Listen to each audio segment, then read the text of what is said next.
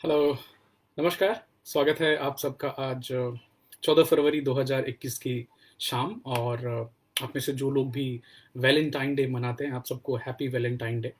जो लोग मातृ-पितृ दिवस मनाते हैं, उनको मातृ-पितृ दिवस की शुभकामनाएँ। एक चेक कर रहा था मैं कि ये जो वैलेंटाइन डे क्यों मनाई जाती है, तो एक संत वैलेंटाइन थे, उनके नाम पे आज के दिन भोज हुआ करता था, फीस्ट ऑफ सेंट वैलेंटाइन। तीसरी सेंचुरी में रोमन संत थे। आज के दिन ही उनकी मृत्यु हुई थी। बट बड़े प्यार करने वाले इंसान थे, तो उनके नाम पे ये वैलेंटाइन डे सेलिब्रेशन चलने लगी। अलग-अलग देशों में इसका अलग-अलग है। जैसे विकास जी, स्वागत है आपका। भारत में वैलेंटाइन डे का ज़िक्र आपको 1992 के पहले कभी नहीं पता चला होगा। उस समय एमटीवी और कुछ रेडियोज़ और आर्चीज़ का आ जाना, जो आपको याद होगा, वो ग्रीटिंग कार्ड्स बेचने की एक ओकेजन्स निकलते थे, तो उसमें वैलेंटाइन डे पॉपुलर हो गई इंडिया में। और अभी अलग-अलग आप कहाँ किस जगह पे रहते हैं, तो क्रिश्चियंस में तो वैलेंटाइन डे पहले से मनाई जाती थी। अभी इसको सब धर्म के लोगों ने मनाना चालू कर दिया है। अब जैसे मैं अलग-अलग देश की बात कर रहा था, तो यूएई में वहाँ पे जो इस्लामिक गवर्नमेंट है, उसने इसको एंटी मुस्लिम बोल करके बैन किया हुआ है। तो आज के दिन में यूएई में गुलाब और जो ग्रीटिंग कार्ड्स हैं, वो ब्लैक में भी बेचे जाते हैं, तो ये भी इंटरेस्टिंग बात है। तो समय के हिसाब से जो नए-नए पर्व आते हैं, और मेरा खुद का मानना है कि चाहे जिस भी धर्म से आने वाला पर्व हो, अगर किसी अच्छी चीज़ की गुज़ारिश हो रही है, प्यार-मोहब्बत की बात हो रही है, तो अच्छी बात है। बच्चे इसको एन्जॉय करें, अच्छे से मनाएँ वैलेंटाइन डे को। तो आपको एक बार वापस हैप्पी वैलेंटाइन डे। और आज की टॉपिक पे आते हैं। 2 चीज़ें जो मेरे दिल के बहुत-बहुत पास है। The first one is intermittent fasting, जिसके बारे में हम कई बार बात कर चुके हैं, बट इतनी इसके नए-नए फ़ायदे निकल के आते हैं और इतनी नई-नई रिसर्च निकल के आती है कि टाइम टू टाइम उसको रिविज़िट करना बहुत-बहुत इम्पोर्टेंट होता है। तो आज जो हम रिविज़िट करने वाले हैं, वो स्पेसिफ़िक एक एंगल से। इंटरमिटेंट फास्टिंग के बहुत सारे अलग-अलग बेनिफिट्स हैं, बट हमारी जो दिमाग है, हमारी जो ब्रेन है, उसकी कैपेसिटी को क्या ये इम्प्रूव कर सकता है? क्या ये बूस्ट कर सकता है? आज उसके ऊपर में खासकर हम बात करेंगे। और 2 बड़े इम्पोर्टेंट इंसान हैं, एक डॉक्टर मार्क मैटसन हैं, पीएचडी हैं, जॉन हॉपकिंस मेडिसिन में न्यूरोलॉजिस्ट हैं, और उन्होंने अपना पूरा जीवन इंटरमिटेंट फास्टिंग को रिसर्च करने में और उसकी जो ब्रेन पे और हमारी ओवरऑल हेल्थ पे जो पॉजिटिव इफ़ेक्ट होते हैं, उसके ऊपर भी बहुत सारा रिसर्च किया है। तो उनकी रिसर्च और उनकी आर्टिकल और उनकी किताब से कुछ चीज़ें मैं आपको आज शेयर करना चाहूँगा, बताना चाहूँगा।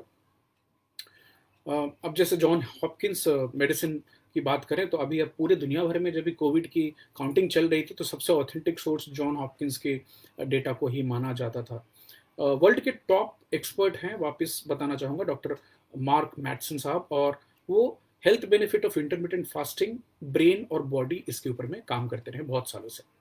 उनकी एक बड़ी इंटरेस्टिंग स्टेटमेंट है, वो बड़े वजन के साथ बोलते हैं कि अगर इंटरमिटेंट फास्टिंग और एक्सरसाइज डायबिटीज़ को और मोटापे को पूरी तरह से ख़त्म कर सकते हैं, रिवर्स कर सकते हैं आप, अगर इंसान अपने जीवन में खाने के पैटर्न को चेंज करे और एक्सरसाइज का प्रोग्राम इंक्लूड करे तो। बोलना किसका है? Doctor mark Mattson, neurologist, John Hopkins medicine.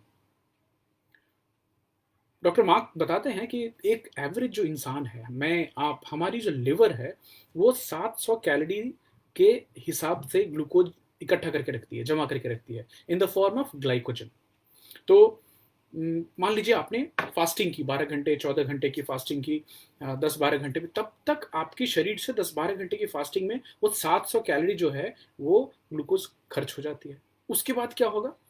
Glucose liver से खत्म हो गया, जो ग्लाइकोजन स्टोरेज थी वो खत्म हो गई। उसके बाद फैट का जलना चालू होगा, तो फैटी एसिड्स रिलीज होना चालू होंगे, जो कि बाद में कन्वर्ट होंगे कीटोन्स में। अब यहाँ इंटरेस्टिंग है, ध्यान दीजिएगा। लेकिन अब आप रात को खाना खाया आपने और फिर सुबह में उठे, और 12 घंटे होने के पहले आपने वापस ब्रेकफास्ट दबा लिया, तो मतलब आपकी जो ग्लूकोज की जो कमी हुई थी, आपने उसको वापस दे दिया।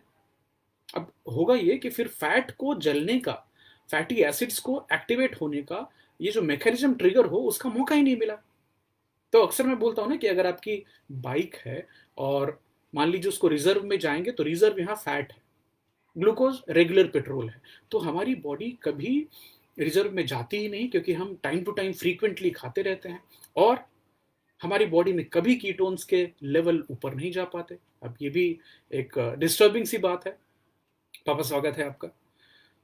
अब फास्टिंग, आप इंटरमिटेंट फास्टिंग किसको बोल सकते हैं, कैसे बोल सकते हैं कि अगर आपने रात को 10 बजे खाया, अगले दिन 10 बजे तक आपने नहीं खाया है, तो टोटल एक 12 घंटे का वाकया हो गया। उसके बाद 12 के बाद जो चालू होगी 14 घंटे 16 घंटे, तब जाकर जब भी आपके शरीर में ग्लूकोज की जो ग्लाइकोजन स्टोरेज थी वो कम हो गई लीवर से, और फैट्स ब्रेक होना चालू हुआ, तो वो कीटोसिस कही जाती है। आप एक ऐसे स्टेज में गए जहां पे आपकी शरीर में जो जमा हुआ फैट है वो जलना चालू होगा। अभी जैसे डॉक्टर मार्क मैटसन की बात, जो कि जॉन हॉपकिंस मेडिसिन में न्यूरोलॉजिस्ट हैं और जिन्होंने अपनी पूरी जिंदगी इस इंटरमिटेंट फास्टिंग और ब्रेन हेल्थ के ऊपर में लगाई है, तो वो कभी ब्रेकफास्ट नहीं करते हैं, और उनका जो वर्कआउट का शेड्यूल होता है वो दोपहर में करते हैं, खाने के पहले करते हैं, या तो दौड़ते हैं, या फिर माउंटेन बाइकिंग पे जाते हैं, या फिर स्टेशनरी बाइक होती है उसके ऊपर में आधे घंटे 45 मिनट की बहुत तेज एक्सरसाइज करते हैं। उसके बाद उनका खाने का जो विंडो है वो 5 से 6 घंटे का विंडो होता है। उस बीच में क्या खाते हैं, वही जो हम आप खाते हैं, fruits, vegetable, nuts, whole grain खाते हैं, और प्रोटीन के नाम पे वो फिश रिकमेंड करते हैं कि फिश खाई जा सकती है, बीन्स खाई जा सकती है। अभी उनका बोलना है कि जब भी वो फास्टिंग की हालत में एक्सरसाइज करते हैं तो उनकी बॉडी को एक्स्ट्रा कीटोजेनिक बूस्ट मिलती है। मतलब जब भी आप 16 घंटे 18 घंटे की फास्टिंग में हैं और तभी आपने कुछ एक्सरसाइज की, तो आपके शरीर में फैट ज्यादा बर्न होगी।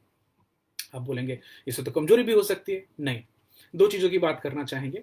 ये है कि आपकी बॉडी को कौन सा ईंधन जलाने की आदत हो गई। तो अभी हमारी बॉडी को ग्लूकोज जलाने की आदत है, तो जैसे ही वो कम हुई तो हमें कमजोरी महसूस होती है। दो चीजों की बात करना चाहूंगा, एमटॉर और ऑटोफेजी। ऑटोफेजी की बात हम पहले कर चुके हैं, वापस रिपीट करेंगे। एमटॉर क्या है, ये एक तरह का प्रोटीन है जिसका नाम है उसको फुल फॉर्म करेंगे, the mechanistic target of rapamycin. Confusion नहीं करना चाहूंगा। ये ऐसा है कि जब भी हमने खाना खाया, हमने अच्छे से पेट भर के खाना खाया, तो हमारे शरीर में ग्लूकोज की जो लेवल्स हैं वो ज्यादा रहेंगे। उस समय में ब्लड में ग्लूकोज की लेवल बढ़ गई तो एमटॉर एक्टिवेट होती है, और वो ग्लूकोज को अंदर में अलग अलग कोशिकाओं में पहुंचाने की कोशिश करेगी। साथ के साथ एमाइनो एसिड्स जो होते हैं खाने से, प्रोटीन से जो ब्रेक डाउन होकर निकले, उसको भी लेने की जो कवायद है वो चालू हो जाती है।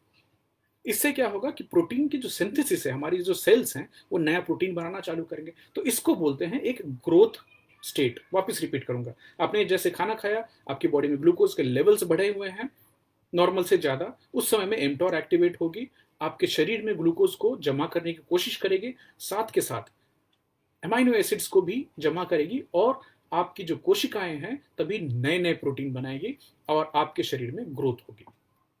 हालांकि अभी जैसे हम कल बात कर रहे थे कि किसी भी एक रिएक्शन में कुछ गार्बेज भी निकलता है। आप घर में ही किचन में खाना बनाते हैं तो उसमें कचरा तो निकलता है हर दिन का। तो इसी तरह ग्रोथ फेज में शरीर के अंदर में भी कचरा जमा होता है, जिसको मोलिकुलर गार्बेज बोलते हैं। अब कुछ टूट गया, कुछ फूट गया, वो जमा होता रहता है। अब ये जमा होते होते ग्रोथ फेज में ये एक तरह से पाइलअप होता रहता है, आपके शरीर में कचरा जमा होता जा रहा है, और माइटोकॉन्ड्रियल डिस्फंक्शन होने लगती है बाद में। तो शरीर जो है पूरी तरह से एनर्जी नहीं बना पाती। अभी बहुत ही इंटरेस्टिंग सी बात है, ये जो कचरा जमा हो गया बॉडी में ग्रोथ फेज के दौरान में, वो हटता कभी है? वो हटता तब है जब आपकी शरीर ऑटोफेजी करती है। ऑटोफेजी क्या है? खुद से अपने अंदर की सफाई करना, सेल की गार्बेज डिस्पोजल। जैसे हमारे बिल्डिंग के बाहर में हर दिन एक म्यूनिसिपैलिटी की गाड़ी आती है जो कि हमारे बिल्डिंग से जमा हुए कचरे को इकट्ठा करके लेके जाती है, तो वो ऑटोफेजी का काम हो गया। अब हमारे आपके शरीर में, आप जब भी फास्टिंग कर रहे होते हैं, आप जब भी एक्सरसाइज कर रहे होते हैं, तभी ये एमटॉर को रोक देता है। तो एमटॉर रुक गया मतलब क्या हो गया कि आपकी शरीर ग्रोथ स्टेज में नहीं है, ना ग्लूकोज लिया जा रहा है, ना प्रोटीन सिंथेसिस की जा रही है। उस समय में ऑटोफेजी चालू होती है और आपके शरीर का जो कचरा है वो साफ होना चालू होता है। तो जब ये फास्टिंग करते हैं, एक्सरसाइज करते हैं, तो हमारी जो शरीर है वो स्ट्रेस रेसिस्टेंस मोड में जाती है। उसको तनाव तो महसूस हो रहा है, बट उस तनाव से निकलने के लिए वो क्या करती है, जो एनर्जी वाले मॉलिक्यूल्स हैं उनको जमा करने की कोशिश करती है। शरीर में जो प्रोटीन्स हैं उनको रिसाइकल करने की कोशिश होती है। और जो ऑटोफेजी है, एक तरह से गार्बेज डिस्पोजल भी हो रही है, आपके शरीर की सफाई हो रही है, सेल की सफाई हो रही है, जो टूटे फूटे पार्ट थे उनकी मरम्मत हो रही है। और कुछ ऐसे भी प्रोटीन है जो कि पूरी तरह टूटे नहीं है, तो उनका वापस रिसाइकल करके इस्तेमाल भी होता है। तो एक ये साइकिल है जिसमें एक मेटाबॉलिक चैलेंज आई कि आपने फास्टिंग करके 16 घंटे 18 घंटे का बॉडी को एक चैलेंज दे दिया। अब इस चैलेंज के बाद फिर आपने क्या की, खाना खाया, आपने रिकवरी की, फिर वापस चैलेंज किया, फिर रिकवरी की। तो एक जो साइकिल है, फास्टिंग करना, एक्सरसाइज करना, खाना, फिर रेस्ट करना, फिर सोना, ये पैटर्न अगर कंटिन्यू रहे तो आप चाहे 40 के हों, 50 के हों, 60 के हों, आप अपनी एक ऑप्टिमम हेल्थ को मेंटेन कर सकते हैं। खाना क्या है, अब जैसे फ्रूट हैं, वेजिटेबल्स हैं, चाय है, कॉफ़ी है, जो प्लांट सोर्सेज जो भी हमारे आपके स्वास्थ्य के लिए अच्छे माने जाते हैं, इन फ्रूट में, वेजिटेबल में, चाय, कॉफ़ी या प्लांट्स में, उन सब में कुछ ना कुछ एक नॉक्शियस केमिकल होता है। नॉक्शियस क्या बोलूँ उसको, हानिकारक। आप बोलेंगे ये कैसे? अब बड़ी इंटरेस्टिंग सी बात है ये। जैसे भी कॉफ़ी बहुत पसंद है लोगों को। अब कॉफ़ी की बात करें तो कॉफ़ी की जो मेन इंग्रेडिएंट है, कैफीन, वो बड़ी ही नेचुरल स्टेट में अगर बहुत ही कड़वी होती है। अगर आपके और मेरे जीभ पे एक बूंद भी कैफीन डाली जाए तो हम उसको थूक देंगे, इतनी कड़वी होती है। तो एक बात याद कीजिएगा, ये जो कैफीन है जो कि चाय में होती है, कॉफ़ी में होती है, बाकी बीन्स में पाई जाती है, ये एक नेचुरल पेस्टिसाइड है जो कि प्रकृति ने बनाया। अभी हम इसकी बात क्यों कर रहे हैं, ध्यान दीजिएगा इसको। आपने कभी नहीं देखा होगा कि कॉफ़ी बीन्स में चींटी लगे, या फिर चाय की पत्ती में चींटी कभी नहीं लगती। क्यों? उसमें कैफीन है जो कि एक पेस्टिसाइड का काम करती है, नॉक्सियस है, थोड़ा सा नुकसान देती है। उसी तरह से निकोटीन भी, तो दो चीजें, ये जो कैफीन और निकोटीन, ये प्राकृतिक तौर पे पाए जाने वाले सबसे इंपॉर्टेंट ब्रेन स्टिमुलेंट्स हैं। निकोटीन थोड़ी हद तक लीगल है, बट एक बहुत ज़्यादा क्वांटिटी में आप लेने लगे, मात्रा में लेने लगे, तो वो इलीगल भी हो जाता है। यहाँ पे एक और चीज़ की बात करना चाहूँगा, NRF2R पाथवे, कंफ्यूज मत होइएगा। ये एक एक जैसे एमटॉर पाथवे है, वैसे भी एक ये भी पाथवे है। ये करता क्या है, एंटीऑक्सीडेंट डिफेंस पाथवे बोलते हैं इसको। जैसे ये एक्टिवेट कब होगा, NRF2R पाथवे, जब भी आप 16 घंटे की 18 घंटे की फास्टिंग करें। तो उस स्थिति में क्या होता है, ये शरीर के अंदर में फ्री रेडिकल से ब्रेन में, शरीर में जो डैमेज होती है उसको रोक देता है। बहुत कमाल की बात है। तो जब भी आप फास्टिंग की हालत में होंगे, उपवास की हालत में होंगे, तो आपके शरीर के जो इंटरनल ऑर्गन्स हैं वो उनकी डैमेज कम हो जाती है।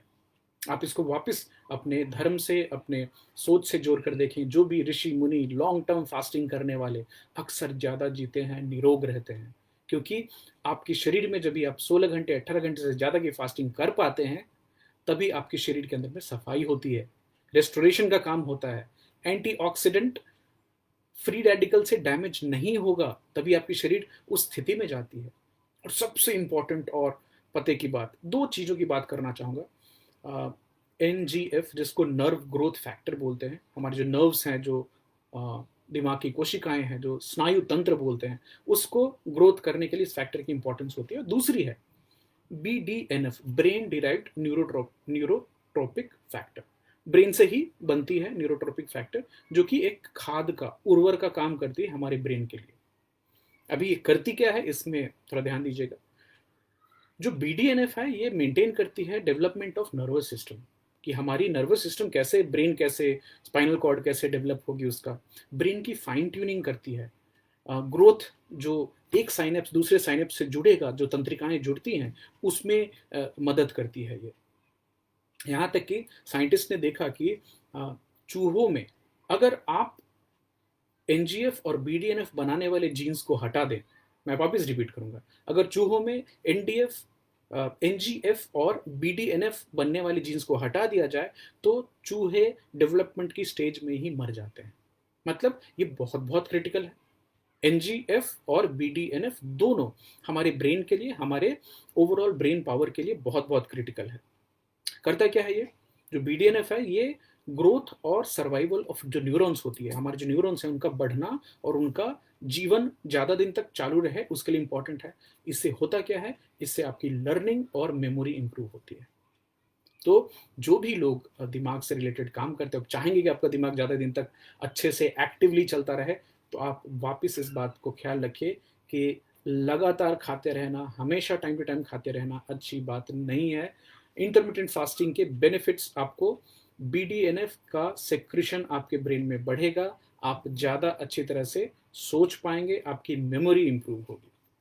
BDNF इसके अलावा करता क्या है दूसरा, जो हमारे नर्व सेल्स हैं उनको अलग अलग तरह के स्ट्रेस से बचाता है, जैसे ऑक्सीडेटिव स्ट्रेस जो हम अभी बात कर रहे थे कि जब भी आप फास्टिंग के स्टेज में जाएंगे तो NRF2R पाथवे एक्टिवेट होती है और वो फ्री रेडिकल से हमारे जो अलग अलग ब्रेन और साथ में अलग अलग जो ऑर्गन्स हैं उनको बचाती है। मेटाबॉलिक स्ट्रेस से बचाती है BDNF आपको।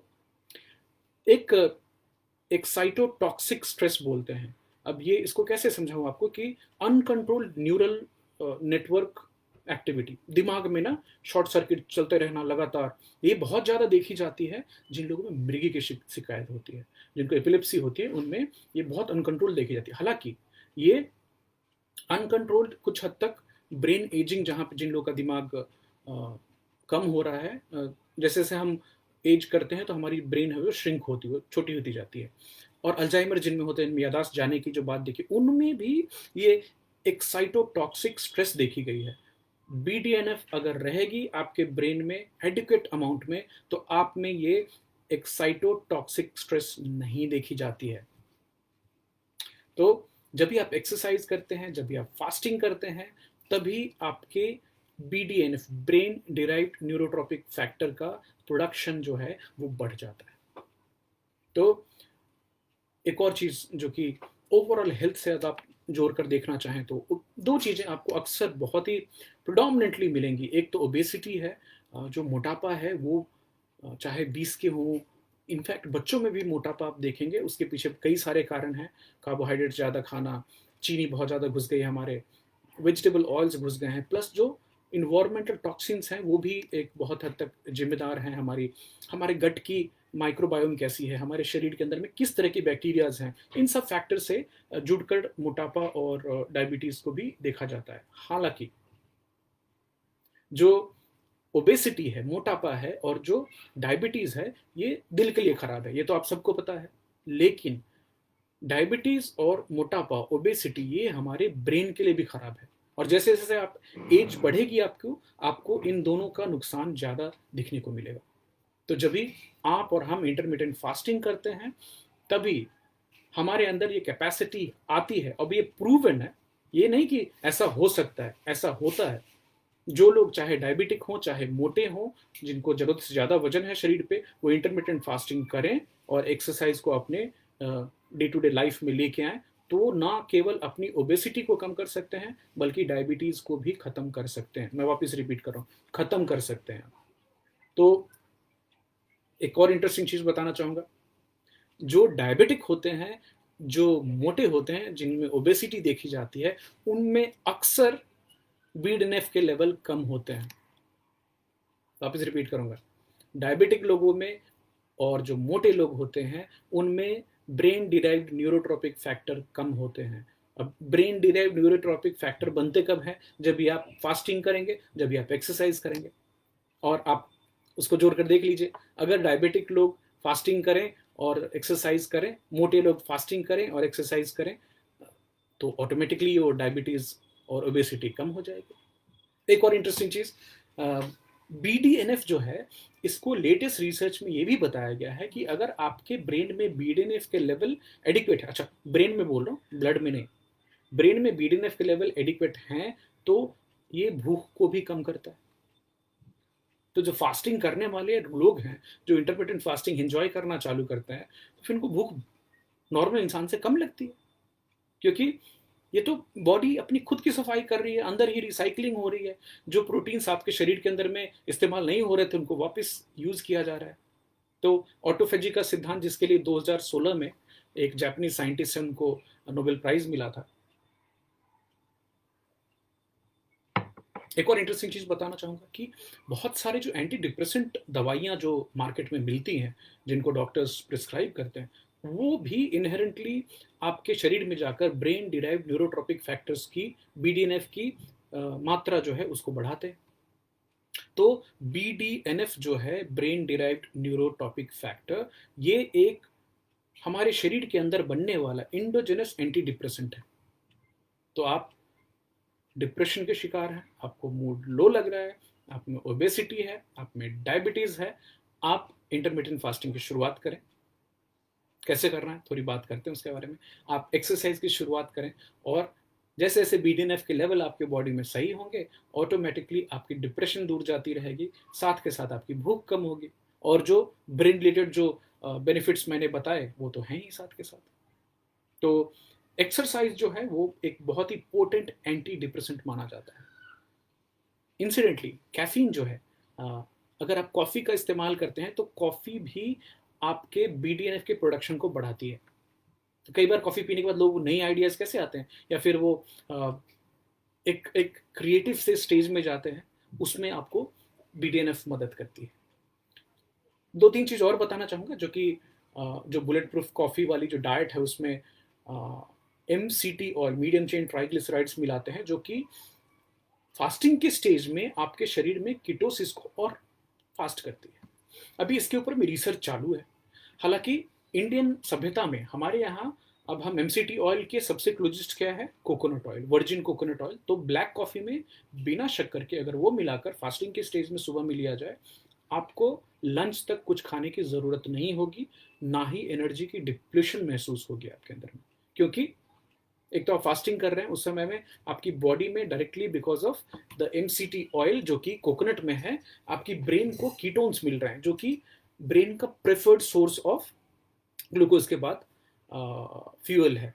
और दूसरा, आपकी फास्टिंग की वजह से ब्रेन डिराइव न्यूरोट्रॉपिक फैक्टर आपके ब्रेन में रिलीज हो रहा है, जो कि आपको कौन से बेनिफिट दे रहा है आपके ऑक्सीडेटिव स्ट्रेस कम हो रही है, आपकी बॉडी में मेटाबॉलिक स्ट्रेस कम हो रही है, और साथ के साथ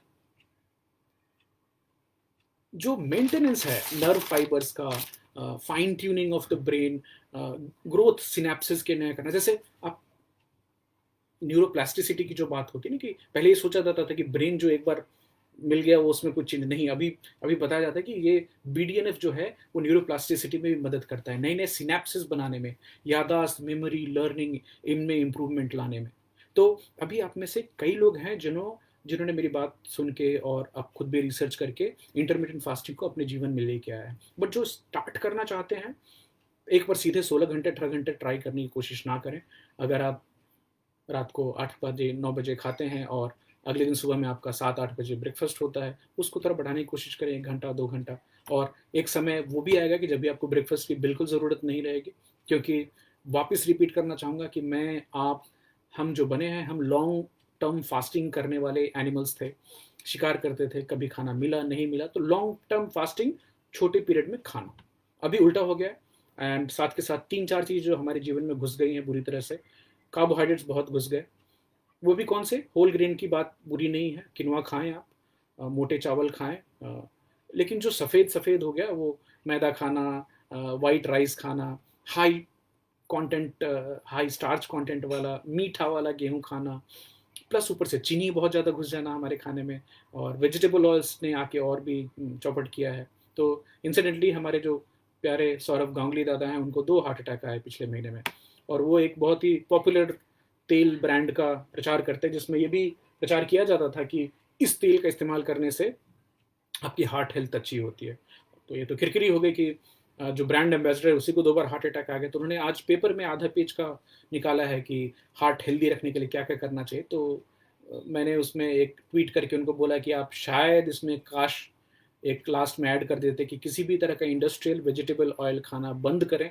आपको खाना है, घी खाएं, खुद से कोल्ड प्रेस सरसों का तेल निकलवा सकते हैं, कोकोनट ऑयल इस्तेमाल कर सकते हैं, लेकिन इंडस्ट्री में बना हुआ केमिकली रिफाइंड, जिसमें हेक्सेन यूज़ होता है, जिसमें 20-25 तरह के फिल्ट्रेशन मैकेनिज्म करके अंत में कुछ नहीं बचता उसमें, तो ऊपर से थोड़े विटामिन मिलाए जाते हैं, उसको लेने की, उसको खाने की कोई ज़रूरत नहीं।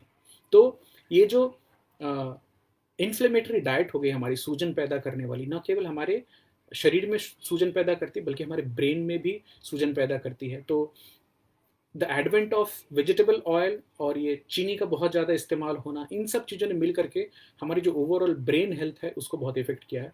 आपके पास कंट्रोल है क्या? बिल्कुल है। एक तो खाने में इन तीन चीज़ों की कमी करने की कोशिश कीजिए, वेजिटेबल ऑयल्स, चीनी और जो बहुत ही रिफाइंड फूड होता है ना, जो पैकेट से निकल के खाना खाते हैं, उसको कम करने की कोशिश करनी है। और फ्री की सलाह, जिसमें कुछ करना नहीं है, क्या करना है? ब्रेकफास्ट अवॉइड करना है, लंच तक कुछ ना खाएं, उस बीच में ब्लैक कॉफ़ी पिएं कोकोनट ऑयल डाल करके, और जो ब्रेन बूस्टिंग पावर है BDNF के, ब्रेन डिराइव्ड न्यूरोट्रॉपिक फैक्टर, उसको किक इन होने दें। और इस जर्नी में मैं आपके साथ रहूँगा। अगर आप किसी तरह की दवाई ले रहे हो, किसी बीमारी के लिए डॉक्टर के संपर्क में हो, तो एक बार ज़रूर उनसे बात करके अपने जीवन में परिवर्तन लाइए। और भी आपके कुछ सवाल हैं, आप कुछ और जानना चाहते हैं, तो मुझे पिंग कीजिए। मैं खुश होऊंगा आपको बताने में, क्योंकि पिछले 2 साल से इंटरमिटेंट फास्टिंग वाला चल रहा है। अभी मुझे सोनी को ब्रेकफास्ट की ज़रूरत नहीं होती है, और टचवुड सब कुछ अच्छा है, तो आगे भी अच्छा रहेगा। आपके सवाल आने दीजिए, और आपके जो मित्र हैं, आपके जो फैमिली वाले हैं जो इसको वापस देखना चाहें, उसको यूट्यूब पे भी देख सकते हैं। आप इसको अलग अलग पॉडकास्ट मीडियम पे सुन सकते हैं, चाहे वो गूगल पॉडकास्ट हो, गाना हो, स्पॉटिफाई हो, जियो सावन हो। आपका प्यार ऐसे ही आने दीजिए, और मैं नई नई टॉपिक्स लेके आपके पास वापस आऊँगा। तो अगर आप अपनी ब्रेन पावर को बूस्ट करना चाहते हैं, नई नई चीज़ जल्दी सीखना चाहते हैं, अपने जीवन में और ज़्यादा क्रिएटिविटी चाहते हैं, एनर्जी चाहते हैं, तो खाना कम करें, इंटरमिटेंट फास्टिंग को अपने जीवन शैली में लेकर आएँ, एक्सरसाइज को अपने अपने जीवन शैली में लेकर आएँ। आप सबको अच्छे हेल्थ और आगे के खुशहाल समय की शुभकामनाओं के साथ आज आपसे यहीं विदा लेते हैं, और नेक्स्ट वीकेंड को फिर एक नई टॉपिक के साथ वापस मुलाकात होगी। तब तक के लिए धन्यवाद। बाय।